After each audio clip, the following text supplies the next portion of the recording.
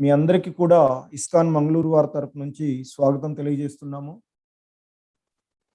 So Hare Krishna. Sridevi Mataji. Hare Krishna. Hare Krishna Prabhuji. Hare Krishna Mataji. అలాగే హరే కృష్ణ అండి. అందరికీ ఒక రిక్వెస్ట్ ఏంటంటే ఒక 5 minutes ముందు జాయిన్ అయితే ఇవాళ ఇప్పుడు మీరు విన్నటువంటి హరే కృష్ణ మహామంత్రాన్ని 108 సార్లు మనము ఒక రౌండ్ జపం చేయొచ్చు. 8:55కి స్టార్ట్ చేస్తాను. డైలీ ఒక 10 minutes ఉంటుంది ఇది. కాబట్టి 9:05 వరకు అయిపోతుంది. 9:05 నుంచి క్లాస్ స్టార్ట్ చేస్తాము. సో కాబట్టి ఆ హరే కృష్ణ మహామంత్రాన్ని ఒక్కసారి ఒక రౌండ్ అంటే 108 సార్లు జపం చేయదలుచుకున్న వారు ఒక 5 minutes ముందు జాయిన్ అవ్వగలరు. జాయిన్ అయినట్లయితే 8:55కి ఆ హరే కృష్ణ మహామంత్రాన్ని రోజు కూడా ప్లే చేస్తాము. ఆ ప్రపాదుల వారితో పాటు మనం కూడా ఒకసారి 108 సార్లు ఆ మహామంత్రాన్ని జపించుకునేటువంటి అవకాశం లభిస్తుంది అందరికీ కూడాను. సో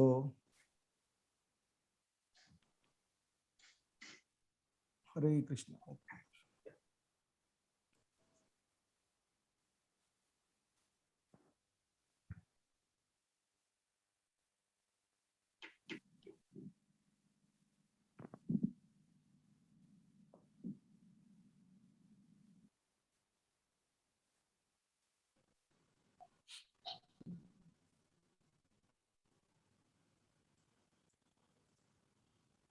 సుబ్రహ్మణ్యం ప్రభుజీ హరే కృష్ణ. హరే కృష్ణ ప్రభు. కనిపిస్తుంది కదా ఇది స్క్రీన్? కనిపిస్తుంది ప్రభు. ఓకే. హరే కృష్ణ అండి అందరికీ. సో 18 రోజులలో భగవద్గీతను అవగాహన చేసుకునేటువంటి కార్యక్రమంలో ఈరోజు మనము 2వ రోజులో ఉన్నాము. ఈ 2వ రోజు భగవద్గీత యథాతథములోని 2వ అధ్యాయము, ద్వితీయ అధ్యాయమైనటువంటి సాంఖ్య యోగము, దీనినే గీతా సారము అని కూడా పిలుస్తారు. ఈ అధ్యాయాన్ని చూడబోతున్నాము. ఈ అధ్యాయాన్ని చూసే ముందుగా గురు ప్రార్థన. హరే కృష్ణ మాతాజీ. హరే కృష్ణ ప్రభుజీ. శ్రీ గురు ప్రణామము. ఓం అజ్ఞాన తిమిరాంధస్య జ్ఞానాంజన శలాకయ చక్షురున్మీలితం యేన తస్మై శ్రీ గురవే నమః. శ్రీ రూప ప్రణామము. శ్రీ చైతన్య మనోభీష్టం స్థాపితం యేన భూతలే స్వయం రూపః కదా మహ్యం దదాతి స్వపదాంతికం.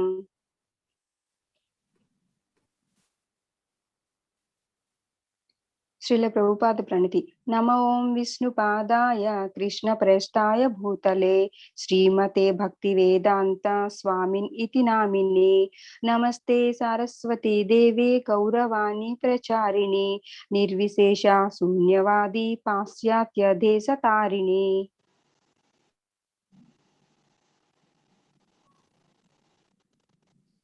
మంగళాచరణము.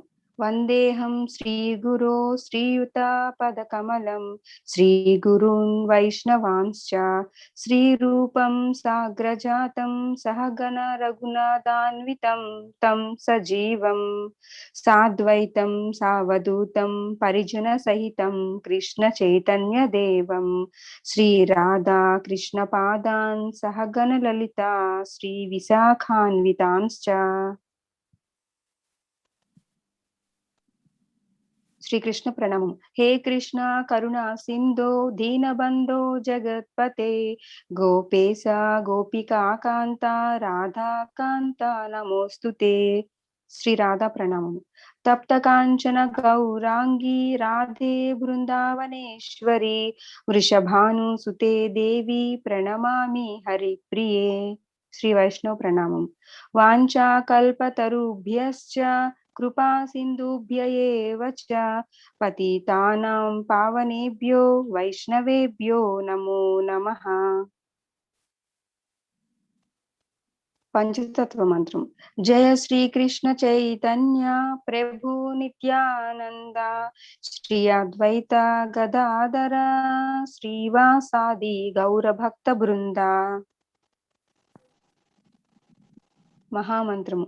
హరే కృష్ణ కృష్ణ కృష్ణ హరే హరే, హరే రామ రామ రామ హరే హరే, హరే కృష్ణ కృష్ణ కృష్ణ హరే హరే, హరే రామ రామ రామ హరే హరే, హరే కృష్ణ కృష్ణ కృష్ణ హరే హరే, హరే రామ రామ రామ హరే హరే. జయ రాధా మాధవ కుంజ బిహారీ, జయ రాధా మాధవ కుంజ బిహారీ, జయ గోపీ జన వల్లభ గిరివరధారీ, జయ గోపీ జన వల్లభ గిరివరధారీ,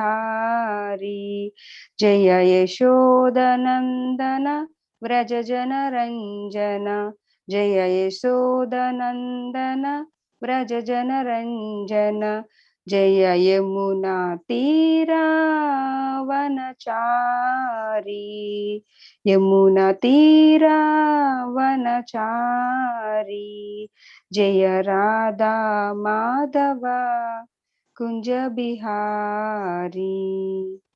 హరే కృష్ణ ప్రభుజీ. హరే కృష్ణ మాతాజీ. హరే కృష్ణ. ధన్యవాదాలు మాతాజీ. హరే కృష్ణ. హరే కృష్ణ అండి. Recording in progress. ఓం అజ్ఞానతిమిరాంధస్య జ్ఞానాంజనశలాకయా చక్షురుమిలితం యేన తస్మై శ్రీగురవే నమః. నమో ఓం విష్ణుపాదాయ కృష్ణప్రేష్ఠాయ భూతలే శ్రీమతే భక్తివేదాంత స్వామీతి నామినే. నమస్తే సారస్వతీ దేవే గౌరవాణి ప్రచారిణే నిర్విశేష శూన్యవాది పాశ్చాత్య దేశతారిణే. హరే కృష్ణ అండి. సో ఈరోజు రెండవ రోజులోని ద్వితీయ అధ్యాయమైనటువంటి సాంఖ్య యోగాన్ని చూడబోతున్నాము. సో ఈ అధ్యాయాన్ని చూసే ముందుగా నిన్న మనము చూసినటువంటి అర్జున విషాద యోగము, దాన్నే కురుక్షేత్ర రణరంగంలో సైనిక పరిశీలనము అనేటువంటి ఆ అధ్యాయం గురించి ఒక్కసారి దానిలో ఉండేటువంటి ముఖ్యమైనటువంటి అంశాలు చూసుకున్నట్లయితే, ఆ మొదటి అధ్యాయము ధర్మక్షేత్రమైన కురుక్షేత్రంలో నా పుత్రులు మరియు పాండుపుత్రులు యుద్ధానికి సన్నద్ధమై సమావేశమైన తర్వాత ఏం చేస్తున్నారు సంజయ అని ఆ ధృతరాష్ట్రుడి యొక్క విచారణ ద్వారా ప్రారంభమవుతుంది. ఆ విధంగా ప్రారంభమైనటువంటి ఆ అధ్యాయంలో 1వ శ్లోకం నుండి 27వ శ్లోకం వరకు ఆ కురుక్షేత్ర రణరంగంలో ఉండేటువంటి ఆ సైనికుల యొక్క పరిశీలనము, ఆ యుద్ధ సన్నద్ధాలకి సంబంధించినటువంటి అంశాలను వివరించడం జరిగింది. ఆ తర్వాత ఇక అర్జునుడు తన రథాన్ని ఇరు సైన్యాల మధ్యలో ఉంచమని తన రథసారథిగా ఉన్నటువంటి ఆ భగవానుల వారిని అడగడం జరుగుతుంది. వారు ఆ రథాన్ని ఇరు సైన్యాల మధ్యలో ఉంచేసి తీసుకువెళ్ళి అక్కడ నిలిపి, ఇక చూడయ్యా, నీవు ఎవరెవరితో యుద్ధం చేయవలసి ఉందో వారందరినీ చూడమని అనగా వారందరినీ కూడా పరిశీలించి చూసిన తర్వాత ఇక అక్కడ ఉండేటువంటి తన యొక్క బంధువులైనటువంటి వారిని, మిత్రులను, గురువులను అందరినీ చూసిన తర్వాత తన యొక్క మనసు వికలమవుతుంది. ఇక ఆ విధంగా తన యొక్క మనసంతా కూడా వికలమవ్వడం ద్వారా హృదయం అంతా కూడా ఆ దుఃఖంతో నిండిపోయినటువంటి వాడుగా ఉండి తాను యుద్ధము చెయ్యను ఆయన చెప్తాడు. ఏమని? నాకు ఓ కృష్ణ, రాజ్యం వద్దు, రాజ్య సుఖాలు వద్దు, నేను యుద్ధం చేయలేను, నాకు ఏమీ తోచడం లేదు, ఈ మిత్రులను, ఈ బంధువులందరినీ కూడా చంపుకోవడం ద్వారా నేను ఏమి అనుభవించగలుగుతాను అనేటువంటి ఒక పశ్చాత్తాపమైనటువంటి హృదయంతో ఆయన యుద్ధం చేయను అని చెప్తాడు. దానికి ఒక 5 కారణాలు చెప్పడం జరుగుతుంది. ఒకటి కారుణ్యము.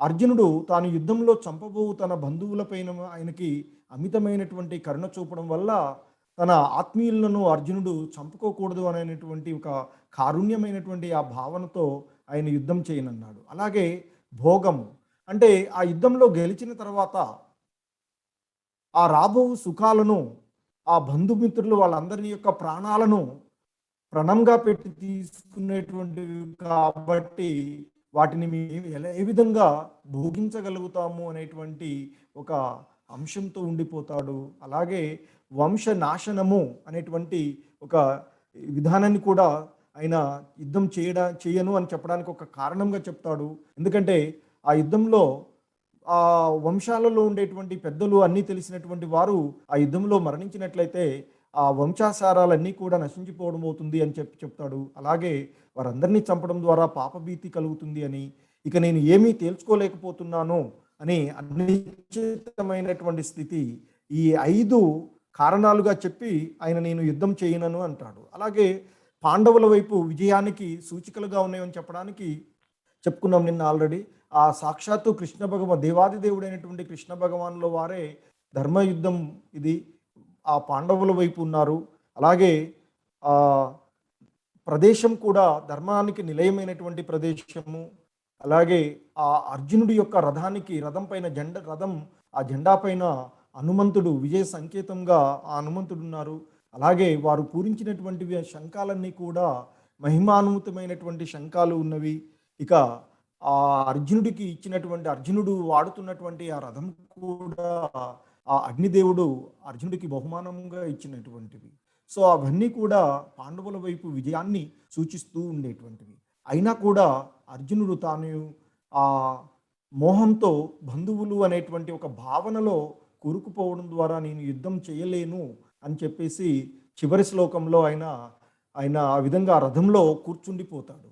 ఇక ఆ విధంగా జరిగినటువంటి ఈ అంశాలన్నిటినీ కూడా సంజీవుడు ధృతరాష్ట్రుడికి వివరించడం జరుగుతుంది. సో ఇక ఈరోజు ఈ 2వ అధ్యాయము సాంఖ్య యోగంలో, ఇక ఈ అధ్యాయంలో మొత్తము 72 శ్లోకాలు ఉన్నవి. ఇది పెద్ద చాప్టర్, 2వ పెద్ద చాప్టర్. 18వ అధ్యాయము అతి పెద్దదిగా ఉంటుంది, 78 శ్లోకాలను కలిగి ఉంటుంది. ఇక ఇది 72 శ్లోకాలు కలిగి ఉన్నటువంటి అతి పెద్ద చాప్టర్, పెద్ద చాప్టర్ ఇది. దీనిలో మొదటి 10 శ్లోకాలలో అర్జునుడికి తను ఇంకా కలిగినటువంటి ఆ సందేహాలన్నింటినీ కూడా కృష్ణ భగవానుల వారితో చెప్పడం జరుగుతుంది. ఆ తర్వాత 11 నుండి 30 శ్లోకాలలో ఆ ఆత్మ జ్ఞానాన్ని కృష్ణ భగవానుల వారు బోధించడం జరుగుతుంది. అలాగే 31 నుండి 38 శ్లోకాలలో క్షత్రియుడుగా ఆయన యొక్క విద్యుక్త ధర్మాలని బోధించడం జరుగుతుంది. ఆ తర్వాత బుద్ధి యోగాన్ని బోధిస్తున్నారు. చివరికి ఒక స్థితప్రజ్ఞుడు లక్షణాలు ఏ విధంగా ఉంటాయి అని చెప్పడం ద్వారా ఈ అధ్యాయాన్ని ముగిస్తారు. సరే, ఈ అధ్యాయాన్ని మనము అవగాహన చేసుకునేటువంటి ప్రయత్నం చూద్దాము. సో దీనిలో ఈ సంజీవుడు కంటిన్యూస్గా ధృతరాష్ట్రుడితో చెప్తున్నాడు. అదే విషయము ఈ మొదటి శ్లోకంలో కూడా, 2వ అధ్యాయమైనటువంటి మొదటి శ్లోకంలో కూడా సంజీవుడితోనే ప్రారంభమవుతుంది. సంజయ ఉవాచ తం తథా కృపయావిష్టం అశ్రుపూర్ణాకులేక్షణం విషీదంతమిదం వాక్యం ఉవాచ మధుసూదనః. సో సంజీవుడు ఈ విధంగా ధృతరాష్ట్రుడితో చెప్తున్నాడు. ఏమనంటే, మనసు కృంగినవాడై శోకతప్త హృదయముతో కంటి నిండా నీరు నిండియున్న అర్జునుడిని చూసి ఆ శ్రీకృష్ణుడు ఈ విధంగా పలుకుతున్నాడయ్యా ధృతరాష్ట్ర మహారాజా అని ఆ ధృతరాష్ట్రుడికి చెప్తున్నాడు. నిన్నటి అధ్యాయం యొక్క చివరి శ్లోకంలో ఆయన నేనిక యుద్ధం చేయలేను కృష్ణ అని ఆ రథంలో కూర్చుండిపోయాడు కదా, మనసంతా బాధతో ఆ రథంలో కూర్చుండిపోయాడు. అదే చెప్తున్నాడు, మనసు కృంగినవాడై శోకతప్త హృదయంతో కంటి నిండా నీరు నిండి ఉన్నటువంటి ఆ రథంలో కూర్చున్నటువంటి అర్జునుని చూసి కృష్ణ భగవానుల వారు ఈ విధంగా పలుకుతున్నాడు అని ధృతరాష్ట్రుడితో సంజీవుడు చెప్తున్నాడు. ఇక అప్పుడు కృష్ణ భగవానుల వారు మొదటిగా ఈ భగవద్గీతలో మొదటి శ్లోకంగా కృష్ణ భగవానుల వారు చెప్తున్నటువంటిది శ్రీ భగవానువాచ కుతస్త్వా కష్మలమిదం విషమే సముపస్థితం అనార్యజుష్టం అస్వర్గ్యం అకీర్తికరం అర్జున. సో ఆయన అంటున్నాడు, శ్రీ భగవానులు ఈ విధంగా పలుకుతున్నాడు, ఓ అర్జున, ఇలాంటి క్లిష్ట సమయంలో ఈ పాడు బుద్ధి నీకెందుకు పుట్టింది? ఇది గౌరవనీయ వ్యక్తికి తగదు. ఇది ఉన్నత లోకాలకు దారి తీయకపోగా అపకీర్తి పాలు చేస్తుంది అని ఆ కృష్ణ భగవానుల వారు ఆ విధంగా రథంలో కూర్చుండిపోయినటువంటి ఆ అర్జునుడితో అంటున్నాడు. సో ఇక్కడ కృష్ణుణ్ణి భగవానుడు అనేటువంటి పదంతో వాడడం జరిగింది. సో భగవానుడు అంటే ఆయన ఆ సంస్కృతంలోను వేదాలలోనూ చెప్పబడినటువంటివి 5 ఐశ్వర్యాలను కలిగి ఉన్నటువంటి వారిని భగవానుడుగా, అంటే అటువంటి పురుషుణ్ణి భగవానుడుగా చెప్పడం జరుగుతూ ఉంటుంది. అవేంటంటే సంపూర్ణమైనటువంటి ఆ సంపదలను కలిగినటువంటి వారిని, తర్వాత సంపూర్ణమైనటువంటి శక్తిని కలిగి ఉన్నటువంటి వారిని, సంపూర్ణమైనటువంటి యశస్సు కలిగి ఉన్నటువంటి వారు, సంపూర్ణమైనటువంటి సౌందర్యము, సంపూర్ణమైనటువంటి జ్ఞానము, సంపూర్ణమైనటువంటి ఆ వైరాగ్యాన్ని కలిగినటువంటి వారిని భగవానుడుగా కీర్తించడం జరుగుతుంది వేదాలలోనూ. అలాగే ఆ వేద పండితులు ఆ వేదాలన్నింటినీ కూడా అధ్యయనం చేసినటువంటి వారు చెప్పినటువంటి. సో కాబట్టి ఆ కృష్ణ భగవానులు వారిని మించినటువంటి వారు ఎవరూ లేరు అనేటువంటిది మనం అర్థం చేసుకోవచ్చు. సో ఆయన అంటున్నాడు ఇక్కడ, ఓ అర్జున, ఇలాంటి క్లిష్ట సమయంలో, అంటే క్షత్రియుడుగా ధర్మయుద్ధం చేయడానికి ఆ యుద్ధ రంగానికి వచ్చాడు. వచ్చినటువంటి ఈ సమయంలో మనసంతా జాలితో నిండిపోయి, నేను యుద్ధం చేయలేనయ్యా, వారు నన్ను చంపినా పర్వాలేదయ్యా అని చెప్పేసి రథంలో కూర్చున్నాడు. మరి క్షత్రియుడికి ధర్మం అది కాదు కదా, క్షత్రియుడిగా యుద్ధం చేయాలి, ధర్మ సంబంధంగా ఉన్నటువంటి యుద్ధం ఇది. సో కాబట్టి ఆ యుద్ధాన్ని చేయాలి. ఆ యుద్ధం చేయవలసినటువంటి సమయంలో ఈ పాడుబుద్ధి నీకు ఎలా పుట్టిందయ్యా? ఇది గౌరవనీయమైనటువంటి వ్యక్తికి తగదు. అంటే క్షత్రియుడిగా యుద్ధం చేయాలి, కానీ నీవేమో యుద్ధం చేయనంటున్నావు. అంటే నువ్వు ఇది నీకు ఉన్నత లోకాలకు దారి తీయకపోగా నీకు అపకీర్తి పాలు చేస్తుంది. ఎందుకంటే అర్జునుడు ఉన్నాడు, యుద్ధం చేయలేక యుద్ధరంగం నుంచి పారిపోయాడు, పిరికి పొంద అనేటువంటి నీకు అపకీర్తి కలుగుతుందయ్యా. మరి ఈ యుద్ధం చేయాల్సినటువంటి సమయంలో నీవు యుద్ధం చేయనని అంటున్నావే అని కృష్ణుడు ఆ అర్జునుడితో అంటున్నాడు. ఇంకా చెప్తున్నాడు, క్లైబ్యం మాస్మగమ పార్త నైతత్వయుపపద్యతే క్షుద్రం హృదయ దౌర్బల్యం త్యక్తోత్తిష్ట పరంతప. సో ఇక్కడ ఆ పార్త అనేటువంటి పదాన్ని ఆ అర్జునుడికి వాడడం జరిగింది.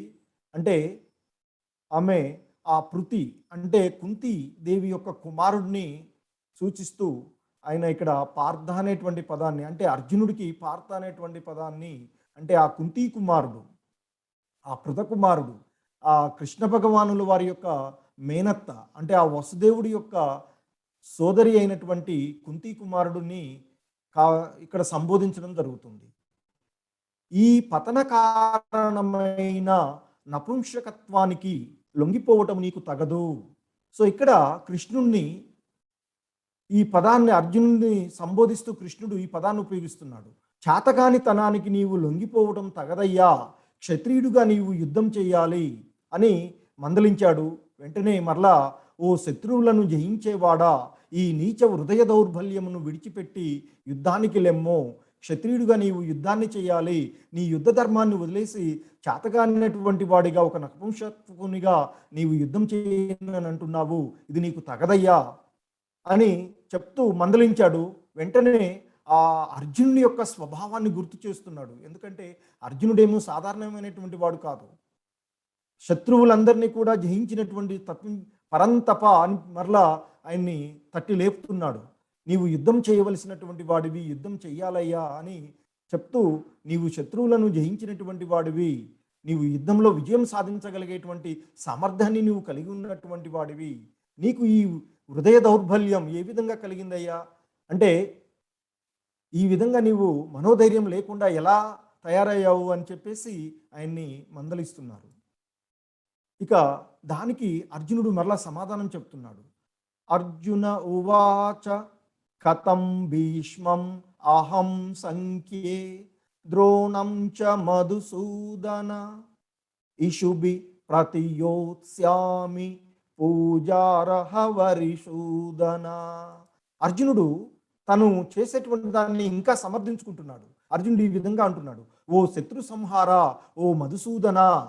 సో మరలా ఇక్కడ కృష్ణ భగవానుల వారిని అర్జునుడు శత్రు సంహార, ఓ మధుసూదన అని పిలుస్తున్నాడు. అంటే ఆ కృష్ణ భగవానులు కూడా ఈ భూమిపై ఉండేటువంటి శత్రువుల యొక్క భారాన్ని, రాక్షసుల యొక్క భారాన్ని సంహరించడానికి వచ్చినటువంటి వాడు. అలాగే మధు అనేటువంటి ఒక రాక్షసుని సంహరించినటువంటి వాడు. సో ఇక్కడ మధుసూదన అనేటువంటి పదం చాలా ముఖ్యమైనటువంటిది. ఎందుకంటే మన యొక్క హృదయాలలో కలిగినటువంటి ఆ సందేహాలు ఏదైతే ఉన్నాయో వాటిని రాక్షసులతో పోల్చడం జరుగుతుంది. ఆ అర్జునుడి హృదయంలో కలిగినటువంటి ఆ సందేహాన్ని తుడిచిపెట్టే విధంగా ఆయన్ని సంహరించాలి, ఆ హృదయంలో కలిగినటువంటి ఆ సందేహాలన్నింటినీ కూడా సంహరించాలి అనేటువంటి ధోరణితో, ఓ మధుసూదన, పూజార్హులైనటువంటి భీష్మ ద్రోణాదులను నేను ఎలా బాణాలతో కొట్టగలనయ్యా అని అర్జునుడు తను చెప్పినటువంటి విషయాన్ని మరలా ఇంకా సమర్థించుకుంటున్నాడు. ఎందుకంటే ఇక్కడ ద్రోణాచార్యులు అర్జునుడి యొక్క గురువు, పెద్దలు. గురువులను మనం గౌరవించాలి. అలాగే భీష్ముడు తన యొక్క పితామహుడు. సో తాతగారైనటువంటి ఆ భీష్ముడిని పూజించాల్సినటువంటి మా తాతగారిని, మా గురువు గారిని నేను ఎలా యుద్ధంలో బాణాలతో ఎదుర్కొనాలి అని చెప్తున్నారు. కానీ మరి ఇక్కడ పూజించవలసినటువంటి గురువు అయినటువంటి ద్రోణాచార్యుడు అధర్మం వైపు యుద్ధంలో ఉన్నాడు. కాబట్టి యుద్ధం చేయడంలో తప్పేమీ లేదు. అలాగే తన పెద్దవాళ్ళైనటువంటి తాతగారైనటువంటి భీష్ముడు కూడా అధర్మం వైపు యుద్ధంలో నిలబడి ఉన్నాడు. ఎందుకంటే రాజుగా ఉండేటువంటి వారి యొక్క పారితోషికాలు తీసుకోవడం ద్వారా వారి వైపు యుద్ధంలో ఉన్నారు వీరిద్దరు కూడా. కనుక ఆ అధర్మం వైపు గురువైనా పెద్దవాళ్ళైనా నిలిచినప్పుడు వారిని ఎదుర్కోవడంలో తప్పు లేదు. కానీ అర్జునుడు ఆ విధంగా భావించడం లేదు. ఇక్కడ భావించకుండా పూజార్హులైనటువంటి, అంటే పూజించవలసినటువంటి మా పెద్దవారైనటువంటి భీష్ముడిని, మా గురువు గారైనటువంటి ద్రోణుడిని నేను ఎలా యుద్ధ రంగంలో బాణాలతో కొట్టగలనయ్యా నేను అని అర్జునుడు కృష్ణ భగవానుల వారిని అడుగుతున్నాడు. ఇంకా అంటున్నాడు, ఇక్కడ ఈ యుద్ధంలో వారిని జయించడము లేదా వారి చేత జయింపబడటము అనే వాటిలో ఏది మంచిదో నాకు తెలియదు. అంటే ఆయనకి ఇంకా యుద్ధం పైన సందేహం ఉంది. ఈ యుద్ధంలో మేము జయిస్తామా లేదా వారు జయిస్తారా? ఒకవేళ మేము జయించినా వారు జయించితే ఏది మంచిదో కూడా ఇంకా నాకు తెలియడం లేదు. అదే కాకుండా ఎవరిని చంపితే మనకు జీవితం మీద విరక్తి కలుగుతుందో, ఎందుకంటే మా దాయాదులైనటువంటి ఆ ధృతరాష్ట్రులను వారిని చంపినట్లయితే మా బంధువులు వాళ్ళంతా కూడా చనిపోతున్నారే, అటువంటి వారు చనిపోయినట్లయితే మాకు ఇక జీవితం పైన విరక్తే కలుగుతుంది. వారందరూ కూడా ఇప్పుడు ఈ యుద్ధ భూమిలో మన ముందు నిలబడి ఉన్నారయ్యా, వారందరితో నేను ఎలా యుద్ధం చేయాలి అని ఇంకా సమర్థిస్తున్నాడు. ఇక సమర్థించుకుంటూ చెప్తున్నాడు. చివరికి ఆయన అంటున్నాడు, కార్పణ్య దోషోపహత స్వభావః పృచ్ఛామి త్వాం ధర్మ సమ్మూఢచేతాః యచ్ఛ్రేయస్యానిశ్చితం బ్రూహి తన్మే శిష్యస్తేహం షాదిమాం త్వాం ప్రపన్నం. సో మమకారము అనేటువంటి దోషము కారణముగా నేనిప్పుడు నా కర్తవ్య విషయంలో మోహం చెంది శాంతిని కోల్పోయాను. నిజంగా ఏది శ్రేయస్కరమో చెప్పమని నిన్ను అడుగుచున్నాను. నేను నీ శిష్యుడను మరియు నీకు శరణాగతుడను, దయచేసి నాకు ఉపదేశము చేయుము అని ఇక ఆ విధంగా కృష్ణుడితో మాట్లాడిన తర్వాత ఇక అర్జునుడు ఈ విధంగా అంటున్నాడు, నా బంధువులు, గురువులు, స్నేహితులు అనేటువంటి ఆ మమకారము అనేటువంటి దోషం కారణంగా నేనిప్పుడు మోహం చెంది నా కర్తవ్య విషయంలో నేను శాంతిని కోల్పోయానయ్యా. నాకు ఏది శ్రేయస్సు అనేటువంటిది నాకు తెలియకుండా ఉంది. కాబట్టి నేనిప్పుడు నీకు శిష్యుడుగా మోకరిల్లుతున్నాను, నీకు పూర్తి స్థాయిలో శరణాగతున్నవుతున్నాను. కాబట్టి నాకు ఏది శ్రేయస్సో, ఏది శ్రేయస్కరమో దానిని ఒక గురువుగా నాకు ఉపదేశించు అని ఇప్పుడు అర్జునుడు కృష్ణ భగవానుల వారిని గురువుగా స్వీకరించి, ఇంతకు ముందు వరకు కూడా వారిద్దరు కూడా స్నేహితులు, దాదాపు ఒకే వయసులో ఉండేటువంటి స్నేహితులు ఉన్నారు, బావబామర్దులుగా ఉన్నారు. వారి మధ్య జరిగేటువంటి ఆ సంభాషణ అంతా కూడా సాధారణంగా ఉంటుంది. కనుకనే ఇక తన ఆయన అర్జునుడు కృష్ణ భగవానుల వారి యొక్క ఆ భగవాను యొక్క తత్వాన్ని ఎరిగినటువంటి వాడుగా తనకు ఏది మంచో ఏది శ్రేయస్కరమో దానిని బోధించమని ఒక శిష్యుడిలాగా నమస్కరిస్తూ, నేను నీకు శిష్యుడను, నీకు శరణాగతుడను, కాబట్టి నాకు ఏది శ్రేయస్కరమో దానిని నాకు బోధించుము అని అడిగాడు. ఇప్పుడు కృష్ణ భగవానుల వారు గురుస్థానాన్ని స్వీకరించి గంభీరత్వంతో ఈ భగవద్గీతను బోధించడం జరుగుతూ ఉంటుంది. సాధారణంగా శరణాగతి అంటే మనం శరణాగతి పొందుతున్నాము అంటే మనకి ఉండాల్సినటువంటి ముఖ్యమైనటువంటి లక్షణాలు ఏంటంటే, నేర్చుకోవాలి అనేటువంటి కుతూహలము ఉండాలి. అంటే ఒక గురువును చేరినప్పుడు ఆ గురువు బోధించేటువంటి బోధనలను శ్రద్ధతో వినాలి అనేటువంటి కుతూహలం ఉండాలి. ఇంకా ముఖ్యమైనటువంటిది శరణాగతిలో ఉండేటువంటి ముఖ్యమైనటువంటిది ఏంటంటే, మనలో ఉండేటువంటి ఆ బలహీనతలను అంగీకరించాలి. గురువు వద్ద అనుకువగా, అంటే ఎదుటి వారి వద్ద అనుకువగా ఉండడం నేర్చుకోవాలి. సో అది ఇక్కడ శరణాగతికి కావలసినటువంటి లక్షణాలు. ఒకటి, నేర్చుకోవాలనేటువంటి కుతూహలము ఉండాలి. మనలో కలిగినటువంటి ఆ బలహీనతలను అంగీకరించాలి. ఇప్పటిదాకా గంభీరత్వాన్ని మాట్లాడి ఏదేదో విషయాలు చెప్పాడు అర్జునుడు. చివరికి తన బలహీనతను అంగీకరించాడు. మోహము అనేటువంటి కారణం చేత నా కర్తవ్యాన్ని నేను మర్చిపోయానయ్యా కృష్ణ, నాకు ఏది శ్రేయస్కరమో దానిని బోధించు, నీకు నేను శరణాగతుడును అని ఆయన శరణాగతి అయ్యాడు. సో అలాగే జీవితంలో సవాళ్ళు ఎదురైనప్పుడు ఒక ప్రామాణికమైనటువంటి గురువును కోరుకోవడము లేదా చేరుకోవడం అనేటువంటిది శరణాగతి యొక్క ముఖ్యమైనటువంటి లక్షణం. ఇక శరణాగతికి అవసరమైనటువంటి నిబంధనలు ఏంటంటే, మన యొక్క విఫలాలను మన యొక్క బలహీనతలను అంగీకరించేటువంటి ధైర్యము, నమ్రత ఉండాలి. సో దాన్ని ఇప్పుడు అర్జునుడు ప్రదర్శించాడు. ఆ మనలో కలిగేటువంటి ఆ విఫలాలను, అంటే లోపాలని, ఆ బలహీనతలను మనం అంగీకరించినప్పుడు మానవుడు ఎవరు కూడా తన జీవితంలో సఫలం కాలేడు. ఆ విషయాన్ని మనమందరం కూడా ఎరిగి ఉండాలి. అలాగే ఎక్కడైనా ఒక విజయం వచ్చిందనుకోండి, దానికి కారణాలు చాలామంది మేము కారణం అని చెప్పుకుంటాం.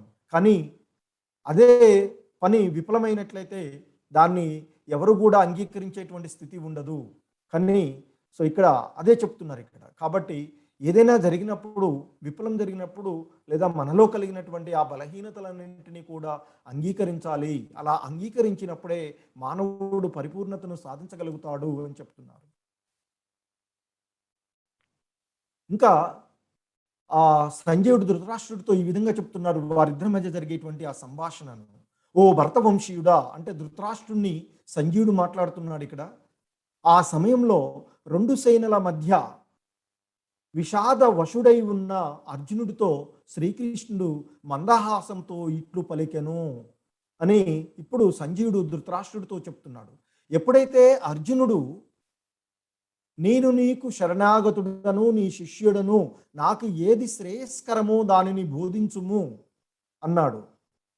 సో అప్పుడు ఇక కృష్ణ భగవానుల వారు మందహాసంతో అర్జునుడితో ఆ విధంగా సోపతక్త హృదయంతో ఉండేటువంటి ఆ అర్జునుడితో ఈ విధంగా మాట్లాడుతున్నాడయ్యా అని చెప్తున్నాడు. అంటే కృష్ణ భగవానుల వారు గురుస్థానాన్ని స్వీకరించి ఆయన బోధనలు మొదలుపెట్టారన్నట్టు.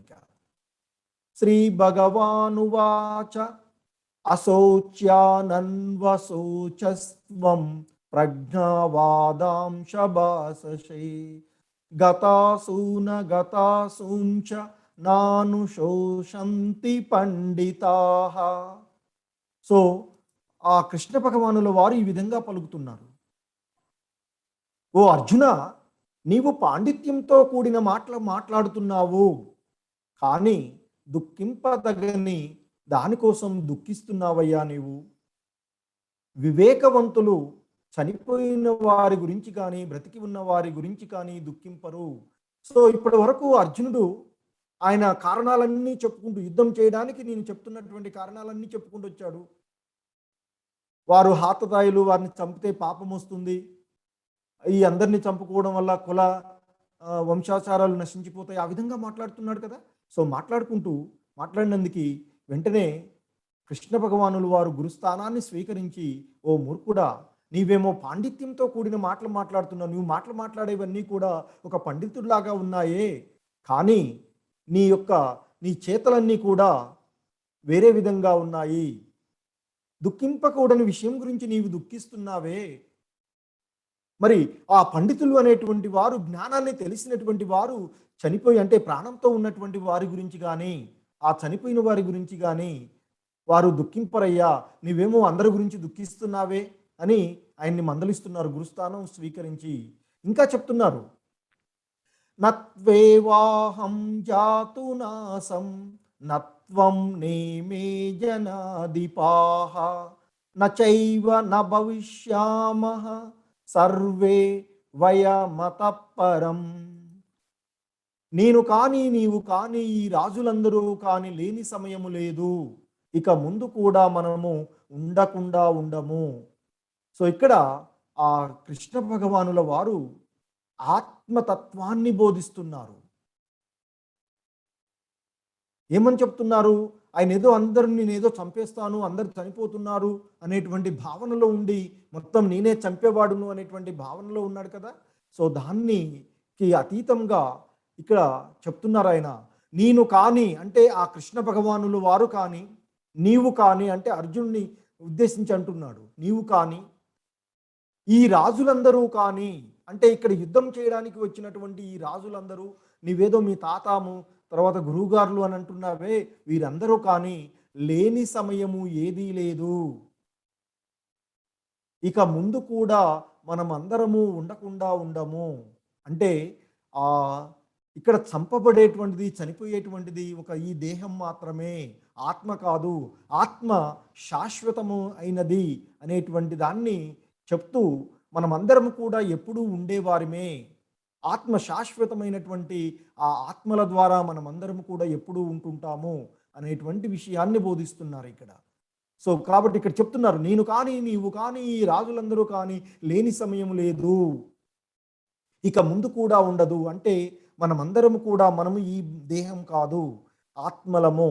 అది తెలుసుకోలేక నీవు దుఃఖిస్తున్నావు. ఆత్మ అనేటువంటిది ఎప్పుడూ కూడా శాశ్వతమైనటువంటిది, దానికి మరణం లేదు అనేటువంటి విషయాలని ఆయన బోధిస్తున్నారు ఇక్కడ. ఇంకా చెప్తున్నారు, దేహినోస్మిన్ యథా దేహే కౌమారం యౌవనం జరా తథా దేహాంతర ప్రాప్తి ధీరస్తత్ర నముహ్యతి అని చెప్తున్నారు. దేహదారి అంటే ఆత్మ, ఈ దేహాన్ని పొందినటువంటి ఈ ఆత్మ, ఈ జీవుడు ఈ దేహంలో బాల్యము నుండి యవ్వనానికి, ఆ యవ్వనము నుండి ముసలితనానికి క్రమంగా సాగిపోతుంది. అదేవిధంగా మరణ సమయంలో జీవాత్మ మరి ఒక దేహంలోనికి ప్రవేశిస్తుంది. వివేకవంతులు ఈ విషయంలో ఆందోళన పడరు. వివేకవంతులు ఆ విషయాన్ని వెరిగి ఉంటారు కనుక వారు ఆందోళన పడరు అని చెప్తున్నారు ఇక్కడ. ఈ జీవి ఆత్మ అనేటువంటిది ఈ దేహాన్ని పొందినాక దేహంలో బాల్యం నుండి యవ్వనానికి మారుతుంది. అంటే మనం చిన్నప్పుడు మనం ఉన్నటువంటి చూసుకున్నట్లయితే, మన ఫొటోస్ అవి చూసుకున్నట్లయితే అండి మనకి తెలుస్తూ ఉంటుంది. చిన్నప్పుడు ఫోటో ఉంటే ఆ ఫోటో చూసి ఇది నేనే అంటాం, కానీ అప్పుడు ఉన్నటువంటి ఆ దేహం మనకు ఉండదు. కొంత వయసు వచ్చిన తర్వాత కొంత యవ్వనంలో వేరే విధంగా ఉంటాం, ఆ తర్వాత ఇంకా నడి వయసులోకి వచ్చిన తర్వాత ఒక రకంగా ఉంటుంటాం. అంటే దేహము నిరంతరము మారుతుంది, కానీ ఆ దేహంలో ఉండేటువంటి ఆత్మ ఎప్పుడు కూడా నేను నేను అని మాట్లాడుతున్నాం. ఆ నేను అనేటువంటిది ఆ జీవుడు, ఆ ఆత్మ. సో కాబట్టి ఆ నేను అనేటువంటి ఆ ఆత్మతత్వాన్ని ఎరిగినటువంటి వాడు ఈ విషయంలో ఆందోళన పడరయ్యా. ఏ విధంగా అయితే ఒక ఆత్మ దేహాన్ని పొందిన తర్వాత ఆ దేహంలో బాల్యము నుండి యవ్వనానికి వస్తుంది, యవ్వన దేహం నుండి ముసలితనానికి పోతుంది, ఆ ముసలిదైనటువంటి దేహాన్ని, ఆ క్షీణించిపోయేటువంటి దేహాన్ని వదిలేసి మరొక కొత్త దేహాన్ని ఆత్మ పొందుతుందయ్యా. సో ఆ విషయాన్ని ఎరిగినటువంటి జ్ఞానులు ఎవరు కూడా ఈ జనన మరణాల గురించి ఆందోళన చెందరయ్యా అని చెప్తున్నారు.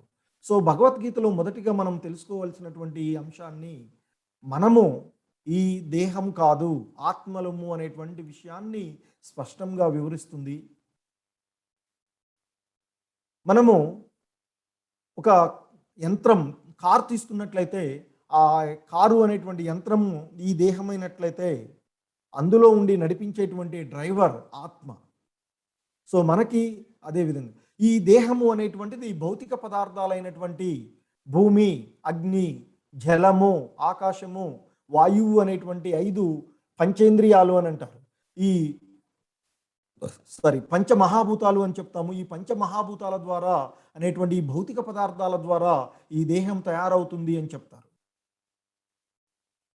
సో ఇక్కడ ఈ దేహము ఈ పక్షిలాగా ఉన్నట్లయితే పంజరము అనేటువంటిది ఈ మన దేహంగా భావించినట్లయితే ఈ పంజరంలో ఉండేటువంటి ఈ పక్షి మన యొక్క ఆత్మ.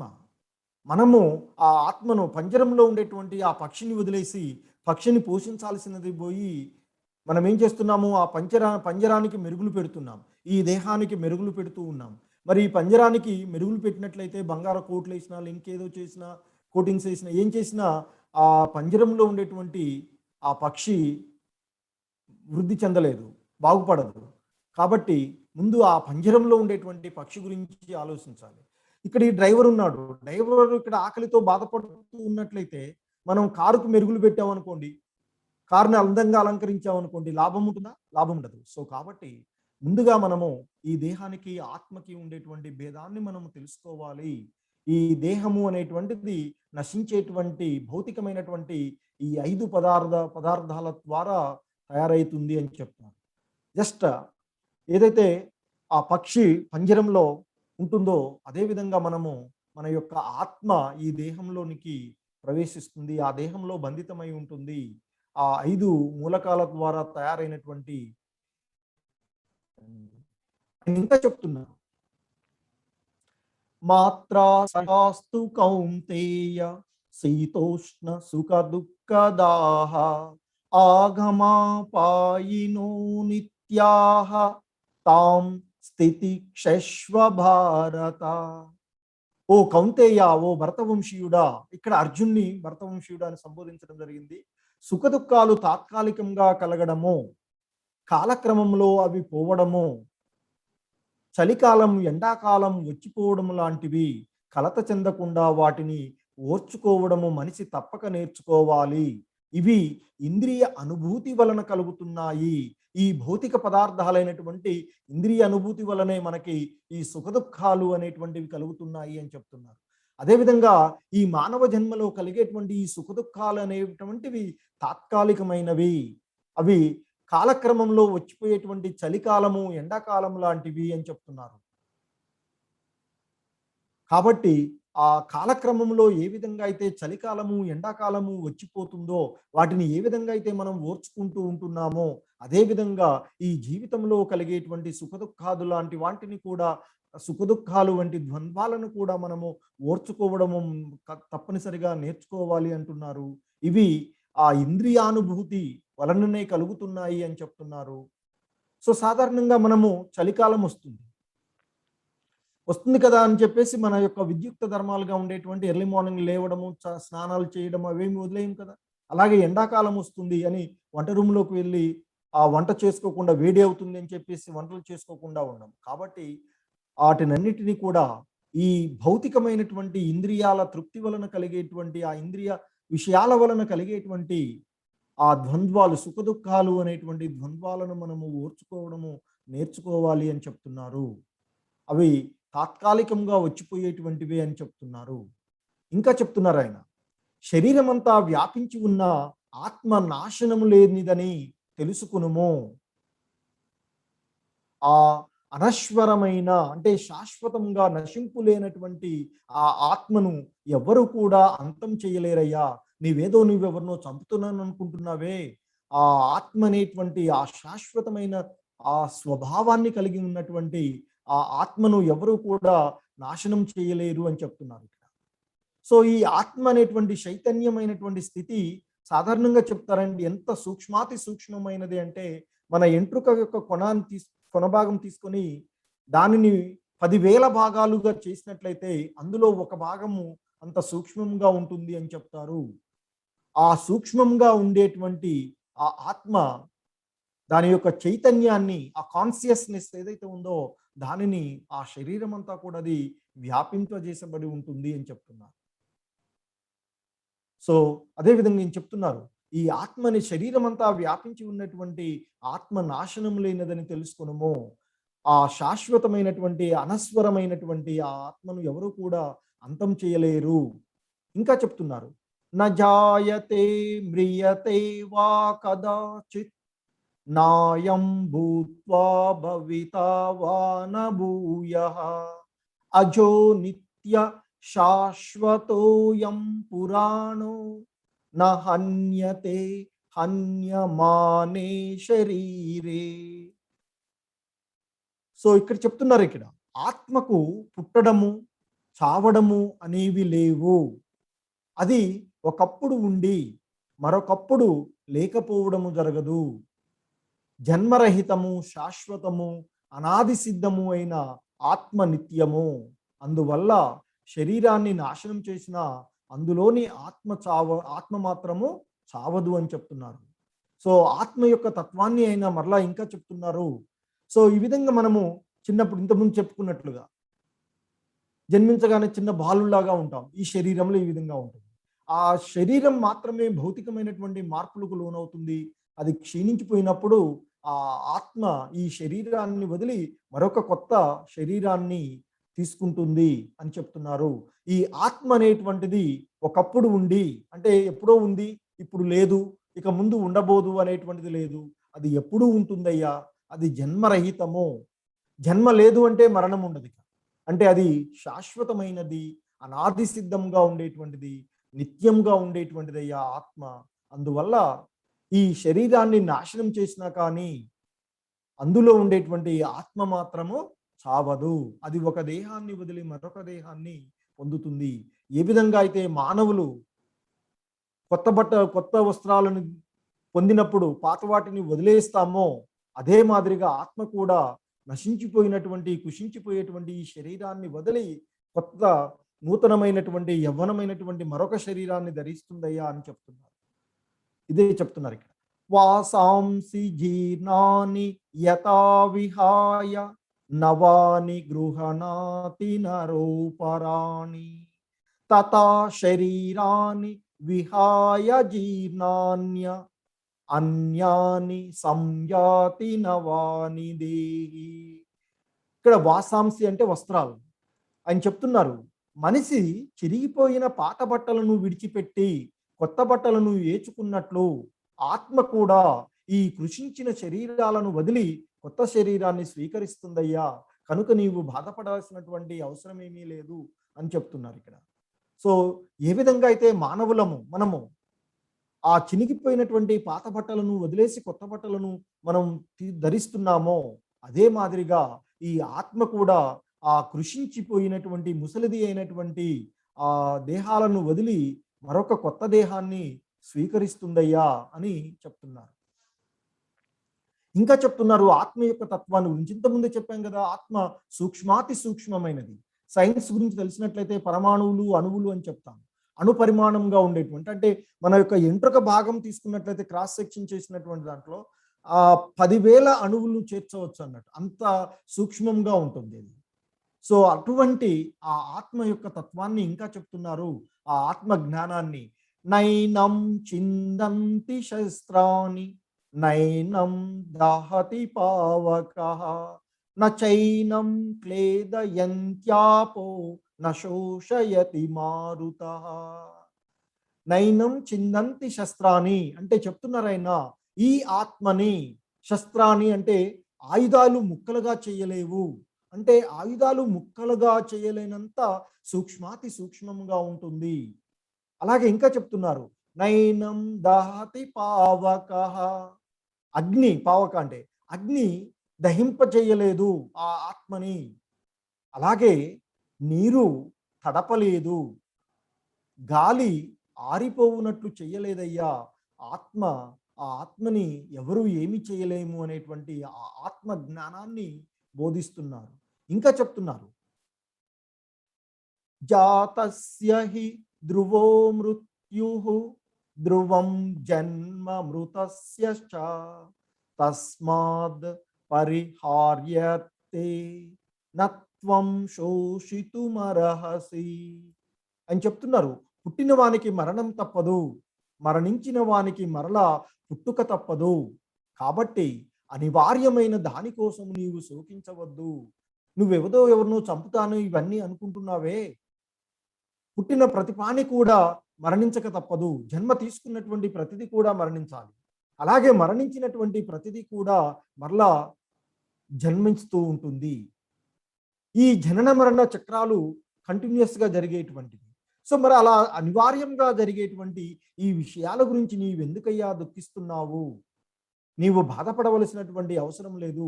నీవు ఎవరిని చంపడం లేదు. ఆ శాశ్వతమైనటువంటి ఆత్మ ఈ శరీరం మాత్రమే, ఈ నశించిపోయేటువంటి శరీరాన్ని మాత్రమే అది నువ్వు చేస్తున్నటువంటి చంపుతాననుకునేటువంటిది ఈ భౌతికమైనటువంటి దేహం మాత్రమే అని చెప్తున్నారు.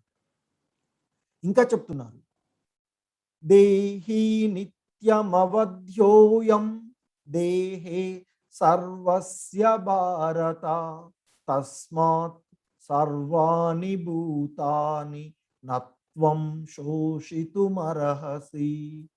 ఓ భరతవంశీయుడా, అన్ని దేహాలలోనూ ఉండే ఆత్మకు చావు అనేది లేదు. ఈ దేహాన్ని ధరించినటువంటి ఆత్మ అనేటువంటిది అది చావదయ్యా. అందువల్ల ఈ ప్రాణుల గురించి నీవు దుఃఖించవలసినటువంటి అవసరం లేదు.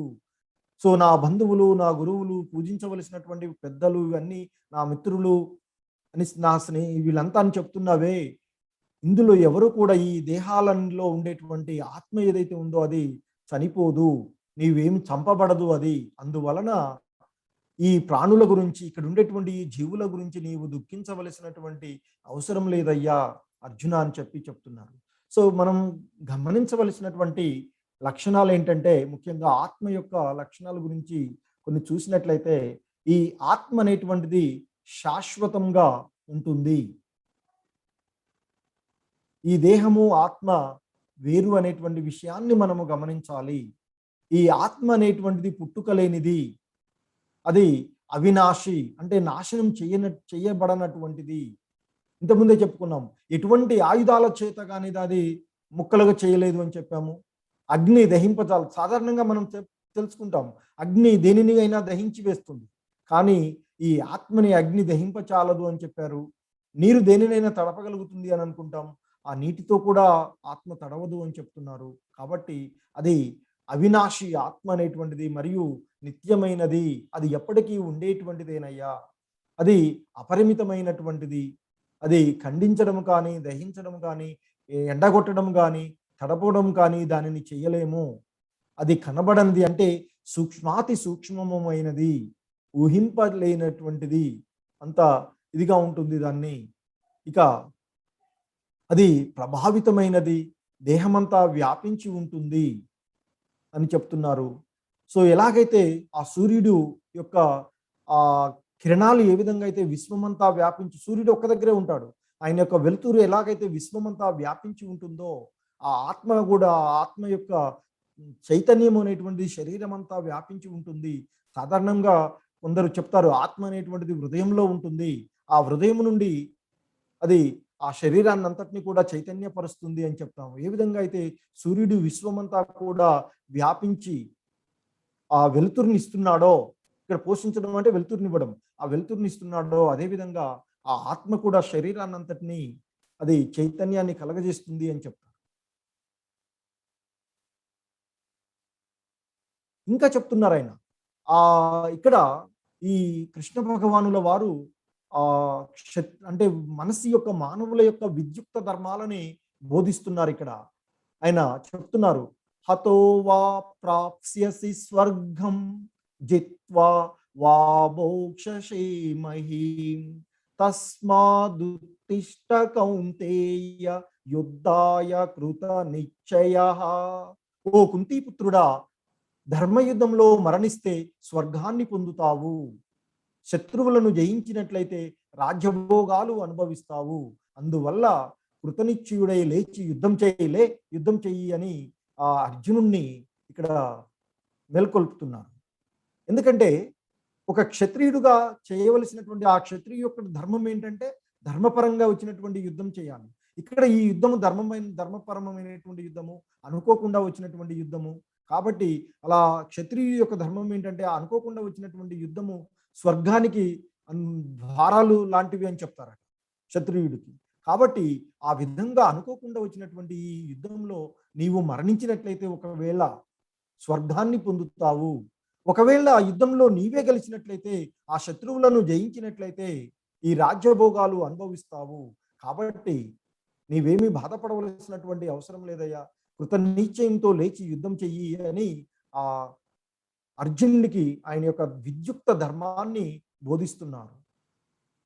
ఇంకా చెప్తున్నారు, సుఖ దుఃఖాలను గాని, లాభ నష్టాలను గాని, జయాపజయములను గాని పట్టించుకోకుండా కేవలము కర్తవ్య నిర్వహణగా యుద్ధం చేయుము. ఈ విధంగా నిర్వర్తించడం ద్వారా నీకు ఎన్నటికీ పాపము అంటదు అని చెప్తున్నారు ఇక్కడ. ఎవరైనా వారి వారి యొక్క విద్యుక్త ధర్మంగా వారి యొక్క ధర్మాలని మనం ఉన్నాము, మన యొక్క విద్యుక్త ధర్మంగా ఏదైతే మన ధర్మం ఉందో ఆ ధర్మాన్ని క్రమంగా పాటించినట్లయితే, ఆ ధర్మాన్ని మనము దానిపైన సుఖం కలుగుతుందా లేదా నష్టం దుఃఖం వస్తుంది అనేటువంటి దాని గురించి ఆలోచించకుండా, లాభ నష్టాల గురించి ఆలోచించకుండా ఆ యుద్ధంలో విజయం చెందుతామా లేదా అనే డౌట్ కూడా వచ్చింది కదా ఇంతకుముందు. కాబట్టి ఆయన చెప్తున్నారు, సుఖ దుఃఖాలను కానీ, లాభ నష్టాలను కానీ, జయాపజయములు కానీ పట్టించుకోకుండా కేవలము కర్తవ్య నిర్వహణగా యుద్ధం చేయాలి అని చెప్తున్నారు. క్షత్రియుడిగా నీ ధర్మం యుద్ధం చేయడం. ఆ యుద్ధంలో నీవు గెలుస్తావా, ఎదుటివాడు గెలుస్తావా అనేది నీకు సంబంధం లేదు. గెలిస్తే లాభం వస్తుందా నష్టమా అనేది సంబంధం లేదు. యుద్ధం చేయాలి కాబట్టి యుద్ధ రంగంలో క్షత్రియుడిగా నీవు యుద్ధం చేయాలి. నీ కర్తవ్యం యుద్ధం చేయడం కనుక ఆ కర్తవ్యంగా భావించి నీవు యుద్ధం చేసినట్లయితే నీకు ఎన్నటికీ కూడా ఆ యుద్ధ ప్రభావితమైనటువంటి పాపాలు ఏవి కూడా నీకు అంటవయ్యవయ్యా అని ఆ విద్యుక్త ధర్మం, మన కర్మ, మన స్వధర్మం ఏదైతే ఉందో ఆ ధర్మాన్ని బోధిస్తున్నారు ఆ భగవానుల వారు. ఇంకా చెప్తున్నారు ఆయన. చెప్పి ఆ విధంగా ఇప్పటి వరకు ఆయన చెప్పింది ఏంటంటే, ఈ ఆత్మ దేహానికి సంబంధించినటువంటి జ్ఞానాన్ని చెప్పారు.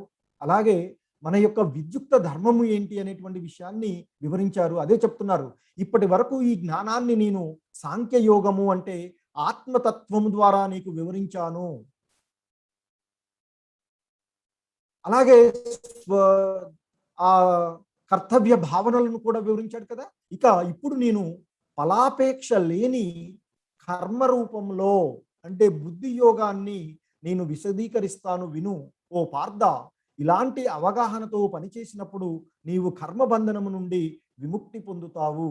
ఈ కర్మబంధాలు మనం చేసేటువంటి ప్రతి పనిలో కూడాను మంచి చెడు అనేటువంటి బంధనాలు ఉంటాయి, పాపపుణ్యాలు అనేటువంటి ఆ బంధనాలు ఉంటాయి. కాబట్టి మనం చేసేటువంటి పనుల యొక్క ఫలితాలపైన ఆపేక్ష లేకుండా చేసినట్లయితే, ఫలాపేక్ష రహితంగా మనం పనులు చేసుకుంటూ పోయినట్లయితే, ఆ విధంగా తెలిసి చేసినప్పుడు ఆ పనుల బంధనాలు ఏవి కూడా మనకి, ఆ పాపపుణ్యాలు ఏవి కూడా మనకు అంటవు. తద్వారా ఈ జనన మరణ చక్రాల నుండి, ఇంతకుముందే చెప్పాం కదా, జన్మించిన వాడికి మరణం తప్పదు, మరణించిన వాడికి జన్మం తప్పదు అంటే ఆ జనన మరణ చక్రాలు అని అంటుంటాం.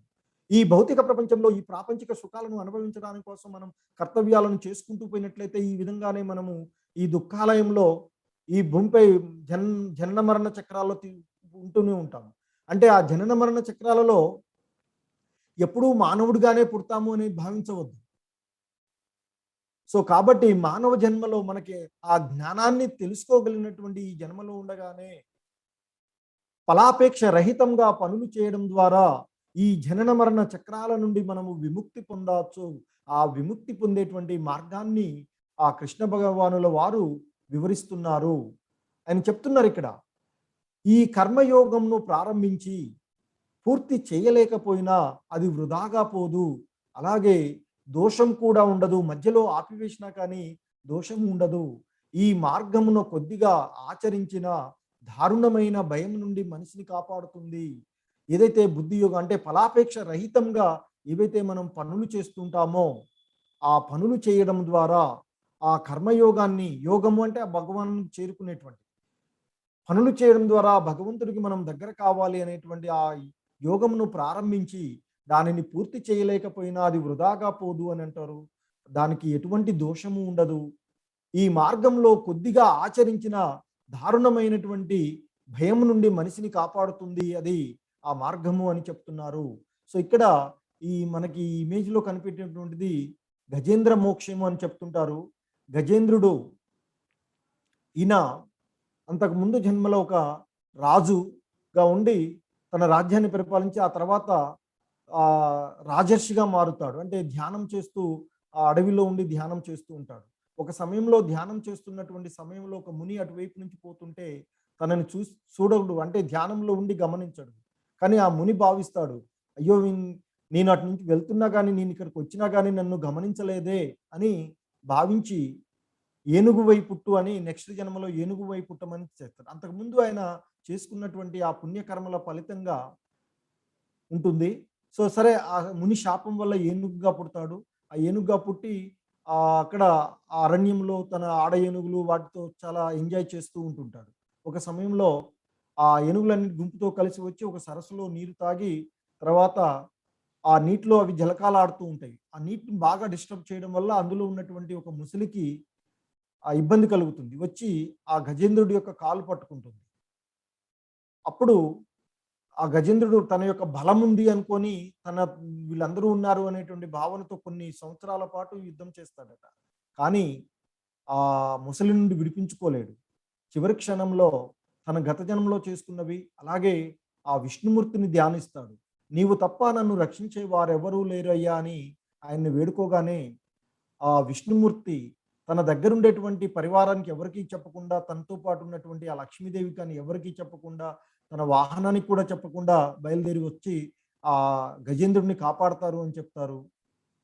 సో ఆ విధంగా అంటే వారు పుణ్యంగా మనం చేసుకున్నటువంటిది ఏదైతే ఉందో అది మనని భయంకరమైనటువంటి పాపాల నుండి కూడా కాపాడుతుంది అని చెప్తారు. ఆ విధంగా గజేంద్రుడికి మోక్షం కలుగుతుంది. అలాగే విధంగా ఈ ముసలి కూడా గత జన్మలో ఒక యక్షు ఉన్నారని చెప్తారు. ఆయనకు కూడా మోక్షం లభిస్తూ ఉంటుంది. ఇంకా చెప్తున్నారు, వ్యవసాయాత్మిక బుద్ధి ఏకేహ కురు నందన బహుశాఖ హ్యానంతాచ బుద్ధియో వ్యవసాయినాం. సో ఈ భక్తి మార్గంలో ఎవరైతే ఉంటారో వారి మనసు నిశ్చయాత్మకమై స్థిరంగా ఉంటుంది. వారి లక్ష్యము ఒక్కటిగానే ఉంటుంది. వారు స్థిర సంకల్పముతో ఉంటారు. కానీ ఎవరైతే స్థిర సంకల్పం లేని వారు ఉంటారో వారి యొక్క ఆలోచనలు పరిపరి విధాలుగా పరిగెడతాయి అని చెప్తున్నారు ఇక్కడ. సో ఇక్కడ కూడా ఒక ఎగ్జాంపుల్గా తీసుకున్నట్లయితే అర్జునుడు ద్రోణాచార్యులుగా చెప్తారు. అర్జునుడికి అంటే ఎంతటి ఏకాగ్రతను కలిగినటువంటి వాడో చెప్పొచ్చు. ఇక్కడ ఈ ద్రోణాచార్యులు తన శిష్యులందరినీ పిలిచి ఒక చెట్టు పైన పిట్టను ఉంచి పిట్ట కన్నుకు బాణం వేయమని చెప్తాడు. ఆ బాణం వేసేటువంటి విషయంకు ముందుగా ఆ శిష్యులందరినీ అడుగుతాడట. పిలిచి కొంతమందిని పిలిచి వీరిని అడుగుతుంటే, నాయన ఏం కనిపిస్తుంది మీకు అంటే కొంతమంది చెప్తారట, ఓ ఆకాశం కనిపిస్తుంది, ఆకాశం కొండలు కనిపిస్తున్నాయి, కొండలు చెట్టులు ఇవన్నీ కనిపిస్తున్నాయి అంటారట కొంతమంది. మరికొంతమంది ఏమో చెట్టు కనిపిస్తుంది, చెట్టు పైన పిట్ట ఉంది, ఆకులు కనిపిస్తున్నాయి అని చెప్తారట. మరికొంతమంది ఆ విధంగా అందరు చెప్తారు. బట్ అర్జునుడి వరకు వచ్చేటప్పటికి అర్జునుడు చెప్తాడట, గురువు గారు మీరు చెప్పినటువంటి ఆ పిట్ట కన్ను మాత్రమే నాకు కనిపిస్తుంది అని చెప్తాడట. అప్పుడు ద్రోణాచార్యుడు తన శిష్యుని మెచ్చుకొని బాణం వేయమని చెప్తాడు. అంటే ఈ మార్గంలో అంటే ఒక నిర్దిష్టమైనటువంటి మార్గంలో ప్రయాణించేటువంటి ఆ భక్తి మార్గంలో ప్రయాణించేటువంటి వారి యొక్క బుద్ధి స్థిరంగా ఉంటుంది. అంటే వారి యొక్క ధ్యాస అంతా కూడా లక్ష్యంపైనే ఉంటుంది అని చెప్తారు. అలా కాకుండా పరిపరి విధాలుగా ఆలోచించేటువంటి వారి యొక్క మనసు పరిపరి విధాలుగా పరిగెడుతుంది అని చెప్తుంటారు. సో అదే చెప్తుంటారు ఇక్కడ.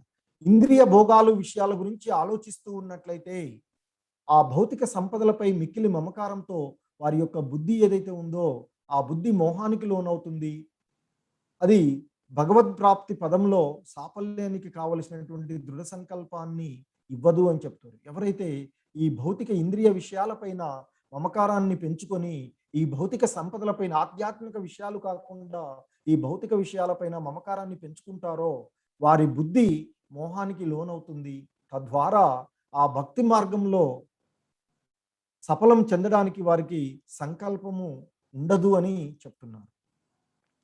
ఇంకా చెప్తున్నారు ఆయన, కర్మణ్యేవాధికారస్తే మా ఫలేషు కదాచన మా కర్మ ఫల హేతుర్భు మాతే సంఘోస్త్వ కర్మని అని చెప్తున్నారు. నీవు కర్మ చేయడానికి మాత్రమే గాని ఆ కర్మ ఫలాలకు అధికారివి నీవు కావు అయ్యా. ప్రతిఫలాపేక్షతో కర్మలు చేయకు, అలాగని కర్మలు చేయడం కూడా మానవద్దు అని చెప్తున్నారు. అంటే ఇక్కడ చెప్తున్నారు పనులు చేయడం మాత్రమే మనకు అధికారం కలదు, కానీ ఆ పనుల యొక్క ఫలితాలపైన మనకు అధికారం లేదు అని చెప్తున్నారు. సో కాబట్టి ఓ అర్జున, నీ యొక్క విద్యుక్త ధర్మంగా నీవు యుద్ధం చెయ్యి. ఆ యుద్ధంలో నువ్వు గెలుస్తావా ఓడిపోతావా దానివల్ల కలిగేటువంటి ఫలితాలకు నీకు సంబంధం లేదు. ఎప్పుడు కూడా ప్రతిఫలాపేక్షంగా కర్మలు చేయొద్దు అని చెప్తున్నారు. అలాగని చెప్పేసి మరి ప్రతిఫలం ఆశించకుండా కర్మలు చేయడం ఎందుకు అని చెప్పేసి కర్మలను కూడా వదిలివేయవద్దు అని చెప్తున్నారు. మన యొక్క విద్యుక్త ధర్మం ఏదైతే ఉందో ఆ ధర్మాన్ని మనం తప్పకుండా చెయ్యాలి. ఎవరెవరైతే ఏ ఆశ్రమములలో ఉన్నామో వారు వారి యొక్క ధర్మాలని విద్యుక్త ధర్మంగా చేయాలి అని చెప్తున్నారు. ఇంకా చెప్తున్నారు స్థితప్రజ్ఞుడి యొక్క లక్షణాన్ని ఈ శ్లోకంలో ఆయన వివరిస్తున్నారు. యదా సంహారతే చాయం కూర్మోంఘానీవ సర్వశః ఇంద్రియాణీంద్రియార్థేభ్యః తస్య ప్రజ్ఞా ప్రతిష్ఠితః. సో తాబేలు తన అవయవాలను చిప్పలోనికి ఎలా ముడుచుకుంటుందో అలాగే సర్వ విధాల విషయ సుఖాల నుండి ఇంద్రియాలను మళ్లించిన వాడు స్థితప్రజ్ఞుడు. సో ఇక్కడ మన చుట్టూ అనేకమైనటువంటి విషయాలు ఉంటుంటాయి. మన కళ్ళు అనేకమైనటువంటి విషయాలు చూస్తూ ఉంటాయి. మన చెవులు అనేకమైనటువంటి విషయాలను వినాలి అనిపిస్తూ ఉంటుంది. మన నాలుకకు వివిధ రకాలైనటువంటి రుచులు చూడాలి అనిపిస్తూ ఉంటుంది. ముక్కు వాసనలను చూడాలనిపిస్తూ ఉంటుంది.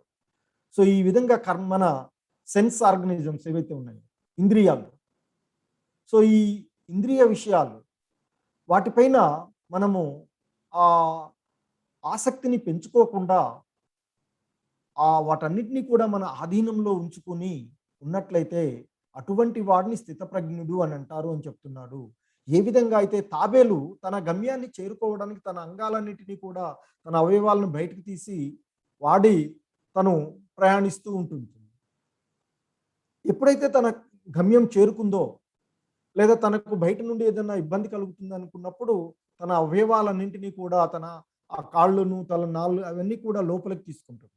తద్వారా అది రక్షింపబడుతుంది. అదే మాదిరిగా మన చుట్టూ అనేకమైనటువంటి ఇంద్రియ విషయాలు ఉన్నప్పటికీ వాటి నుండి మన మనసుని ఎవరైతే మరల్చుకుంటారో ఆ ఇంద్రియ విషయాలపై నుండి విరక్తి ద్వారా ఉంటాడో వాటిని వదిలేసి ఉంటాడో అటువంటి వాడు స్థితప్రజ్ఞుడు అని చెప్తున్నారు.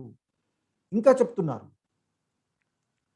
క్రోధాద్భవతి సమ్మోహాత్ స్మృతి విభ్రమః స్మృతి భ్రంశాద్ బుద్ధినాశాత్ ప్రణశ్యతి. సో ఈ విధంగా అంటే మనము ఇంద్రియ విషయాలపైన మమకారాన్ని ఆసక్తిని పెంచుకున్నట్లయితే అది కోరికగా మారుతుంది. ఆ కోరికల వలన అవి నెరవేరకపోతే కోపం వస్తుంది. ఆ కోపము మూలంగా అవివేకం కలుగుతుంది అని చెప్తున్నారు. అవివేకం వచ్చినప్పుడు ఆ మనసులో మతిమరుపు వస్తుందట. మతిమరుపు వల్ల బుద్ధి నశిస్తుంది. ఆ బుద్ధి నాశనం కావడం వల్ల మనిషి నశించిపోవడం జరుగుతుంది, అంటే పతనం చెందడం జరుగుతుంది అని చెప్తున్నారు. కాబట్టి ఇంద్రియ విషయాలపైన మమకారాన్ని పెంచుకోవద్దు అని చెప్తున్నారు, ఆపేక్ష. సో కాబట్టి ఇక్కడ ఆయన చెప్తున్నారు కోపం మూలంగా అవివేకం కలుగుతుంది, అవివేకం వల్ల మతిమరుపు వస్తుంది, ఆ మతిమరుపు వల్ల బుద్ధి నశిస్తుంది. ఎప్పుడైతే బుద్ధి నాశనం చెందుతుందో ఆ బుద్ధి నాశనమైనటువంటి మానవుడు నశించడం జరుగుతుంది, లేదా పతనం చెందడం జరుగుతుంది అని చెప్తున్నారు. ఇంకా చెప్తున్నారు ఆపూర్వమానమచల ప్రతిష్టం సముద్రమాప ప్రవిశంతి యద్వత్ తద్వత్ కామాయం ప్రవిశంతి సర్వే స శాంతి మాప్నోతి నకామకామి. సో సో ఆయన చెప్తున్నారు ఇంకా ఆ స్థితప్రజ్ఞుడి యొక్క లక్షణాల గురించి చెప్తున్నారు. నిరంతరము నిండుతూ ఉన్నప్పటికీ చలించకుండా నిలిచిన సముద్రంలో నదీ జలాలు ఎలా ప్రవేశిస్తాయో అలాగే ఎవడిలో కామాలన్నీ అంటే కోరికలన్నీ లీనమై అణిగిపోతాయో వాడు శాంతిని పొందుతాడు. ఈ భౌతిక సుఖాలకు బానిసైనటువంటి వాడికి మోక్షము లేదు అని చెప్తున్నారు. సో ఈ విధంగా ఆ స్థితప్రజ్ఞుడు ఎవరు ఈ జనన మరణ చక్రాల నుండి భవబంధనాల నుండి మోక్షాన్ని పొందుతారో చెప్తున్నారు. ఎవరు అంటే నిరంతరము నిండుతూ ఉన్నప్పటికీ చలించకుండా నిలిచిన సముద్రంలో నదీ జలాలు ఎలా ప్రవేశిస్తాయో అలాగే ఎవడిలో కామాలన్నీ అంటే కోరికలన్నీ కూడా లీనమై అణిగిపోతాయో వాడు శాంతిని పొందుతాడు. అంటే ఈ భౌతిక ఇంద్రియ విషయాలపైన మనము ఆ మమకారాసక్తి వదిలేసి ఆ ఇంద్రియ విషయాలపైన వైరాగ్యాన్ని పెంచుకొని వాటి వెంబడి పడకుండా వాటన్నిటిని కూడా మన ఆధీనంలో ఉంచుకోగలిగినట్లయితే ఎలా అంటే ఈ నదులన్నీ కూడా వర్షాకాలం బాగా పొంగి పొర్లుతూ ఉంటుంటాయి. కానీ అవన్నీ కూడా వచ్చి సముద్రంలో కలిసినప్పుడు ఎన్ని నదులు ఎన్ని పొర్లుతూ పొంగి పొర్లుతూ వచ్చి ఉన్నా ఆ సముద్రము ఎప్పుడూ కూడా నిశ్చలంగానే ఉంటుంది. సో అదే మాదిరిగా ఈ మానవులుగా ఉండేటువంటి ఎవరైతే ఉన్నారో వారిలో ఈ అన్ని కూడా ఇంద్రియ విషయాలన్నీ కూడా వచ్చి కలిసినా కానీ వాటితో ప్రభావితం కాకుండా ఉండేటువంటి మానవుడు ఎవరైతే ఉన్నాడో అటువంటి వాడు శాంతిని పొందుతాడు. అలా కాకుండా ఈ భౌతిక ఇంద్రియ విషయాలకు బానిసైనటువంటి వాడు ఎప్పుడూ కూడా ఈ జనన మరణ చక్రాలలో తిరుగుతూ ఉంటాడయ్యా అని చెప్తున్నాం. ఇక ఈ అధ్యాయం యొక్క చివరి శ్లోకంలో ఆ స్థితప్రజ్ఞుడు యొక్క లక్షణాన్ని మరొకసారి చెప్తున్నారు. ఓ అర్జున, ఇలా బ్రహ్మజ్ఞానము పొందిన వాడి దృష్టి ప్రపంచ విషయాల మీదకు మళ్ళీ మల్లదు. ఎవరైతే ఒకసారి ఆ ఆధ్యాత్మిక జ్ఞానాన్ని పొందుతున్నారో ఇక అలా ఒకసారి పరిపూర్ణమైనటువంటి జ్ఞానాన్ని పొందినటువంటి ఆ స్థితప్రజ్ఞుడి యొక్క మనసు ఇక మళ్ళీ ఈ ప్రపంచక విషయాలపైన ఈ భౌతికమైనటువంటి విషయాలపైన మల్లదు. ఇక మరణ సమయంలో కూడా ఈ వివేకంతో స్థిరంగా ఉన్న ఇటువంటి వ్యక్తి జనన మరణ చక్రము నుండి విముక్తి పొంది ఆ భగవంతుడి యొక్క దివ్యధామాన్ని చేరుకుంటాడు అని చెప్తున్నాడు. ఎవరైతే ఈ ఆత్మతత్వాన్ని తెలిసినటువంటి స్థితప్రజ్ఞుడు ఉన్నాడో ఆ స్థితప్రజ్ఞుడు ఈ ప్రాపంచిక విషయాలపైకి మనసుని మరల్చడు అని చెప్తున్నారు. ఇక ఆ స్థితప్రజ్ఞుడు మరణ సమయంలో కూడా వివేకంతో స్థిరంగా ఉంటాడు. అటువంటి వ్యక్తి ఈ జనన మరణ చక్రాల నుండి విముక్తి పొంది ఆ భగవంతుడి యొక్క శాశ్వతమైనటువంటి దివ్యమైనటువంటి ఆ ధామానికి చేరుకుంటాడు. అంటే ఒకసారి ఆ దివ్యధామాన్ని చేరుకున్నట్లయితే మరలా జన్మము అంటూ ఉండదు. ఆ జనన మరణాలకు అతీతంగా ఉండేటువంటి ఆ భగవంతుడి యొక్క ధామాన్ని ఆ గోధామాన్ని ఆ దివ్య ధామాన్ని చేరుకుంటారు అని చెప్తున్నారు. సో ఈ విధంగా ఆ ఆత్మ తత్వాన్ని ఆ కృష్ణ భగవానులు వారు బోధించడం జరిగింది. సో ఈ కలియుగంలో మనమందరం కూడా ఈ కలియుగంలో మనం చేయగలిగేటువంటిది ఆ భగవంతుని యొక్క నామాలని జపించడము. అదే హరే కృష్ణ కృష్ణ కృష్ణ హరే హరే, హరే రామ రామ రామ హరే హరే అనేటువంటి ఆ భగవంతుడి యొక్క నామాన్ని జపించడము. సో ఈ అధ్యాయం ద్వారా మనం తెలుసుకోవలసినటువంటిది ఏంటంటే we are not this body, we are spiritual souls, spirit souls. ఇక్కడ so happiness and sadness comes and goes. ఈ సుఖ దుఃఖాదులు అనేటువంటివి ద్వంద్వాలు వస్తుంటాయి పోతూ ఉంటాయి. కాబట్టి వాటిని మనము ఓర్చుకోవడం నేర్చుకోవాలి అని చెప్పారు. కాలక్రమంలో శీతోష్ణ ఎలాగైతే వచ్చిపోతుంటాయో అదే మాదిరిగా ఈ మానవుల యొక్క జీవితంలో సుఖ దుఃఖాలు అలా వచ్చిపోతుంటాయి అని చెప్తారు. అలాగే we should surrender to Krishna, ఆ కృష్ణుడికి మనం శరణాగతి పొందాలి అని చెప్తున్నారు. అదేవిధంగా always chant Hare Krishna and be happy.